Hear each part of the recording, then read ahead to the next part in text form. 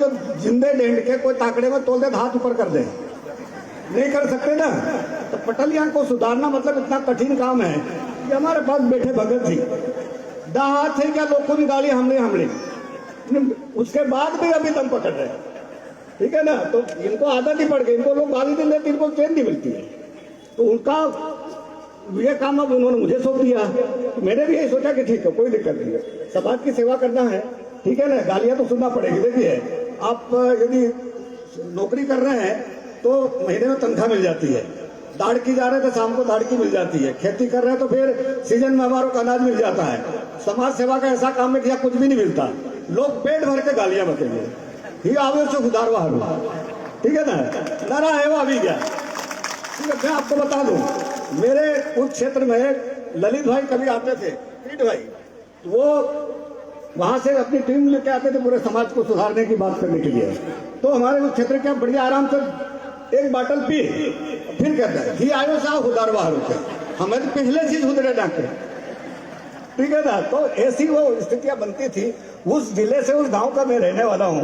और मैं आपको बता दूं, इंजीनियर के पद से रिटायरमेंट हुआ मेरा मध्य प्रदेश शासन में। मैं अपने विभाग का सबसे बड़ा मध्य प्रदेश का इंजीनियर रहा हूँ और सरकार का हिस्सा भी रहा हूँ।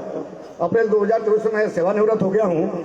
तो जब ये सारी बातें मैं सुनता था, और यदि कहीं मीटिंग होती थी, जब मेरे से तो कोई कहता था तो वो ये मैं उनको उदाहरण देता था, पहले आप सुधरो फिर उसके बाद दूसरों को सुधारो, ठीक है। तो मैं आपको अपने परिवार की स्थिति बता देता हूँ। मेरे परिवार और मेरे रिश्तेदार में 19 लोग इंजीनियर हैं। कितने? 19 लोग इंजीनियर हैं, 6 लोग डॉक्टर हैं, 6 लोग डॉक्टर हैं, ठीक है। और एक बिटिया हमारी IAS, उसको अवार्ड हो गया, सविता झड़िया, ठीक है ना। ये हमारे झड़िया परिवार की उपलब्धि है। तो मैं आपके लिए इसलिए मैं बोल रहा हूँ कि पहले हम सुधरें, हमारे परिवार को सुधारें, उसके बाद अपने गांव को सुधारें। फिर मुझे लगा कि नहीं, हमने अपनी व्यवस्था तो बना ली, मुझे अपने समाज को भी सुधारना। बहुत सारी चीजें हमारे समाज में, बहुत सारी कुरीतियां हैं, बहुत सारी अव्यवस्थाएं हैं, उनको कैसे सुधारें। मेरे बहुत सारे लोग मेरे बोलने लगे, अरे साहब आपका रिटायरमेंट का मजे करो, काहे के लिए तुम इनके झंझट में पड़ रहे हैं। अरे नहीं भाई, हमको हमारे समाज के लिए बहुत सारी व्यवस्था करना, बहुत सारा काम करना है, ठीक है। हम नहीं करेंगे तो कौन करेगा। हम सक्षम हो गए इसका ये मतलब थोड़ी है। हमको हमारे जो नीचे के लोग हैं, देखो आपके सामने हमारे बाप दादा कैसे रहते, ओरिजिनल ये बैठे हुए, हमारे बाप दादा ऐसे रहते थे, ओरिजिनल प्योर पटलिया, प्योर एकदम, ठीक है। तो हम उनके बीच में से हम निकले हुए हैं, हम भी प्योर पटलिए, ठीक है।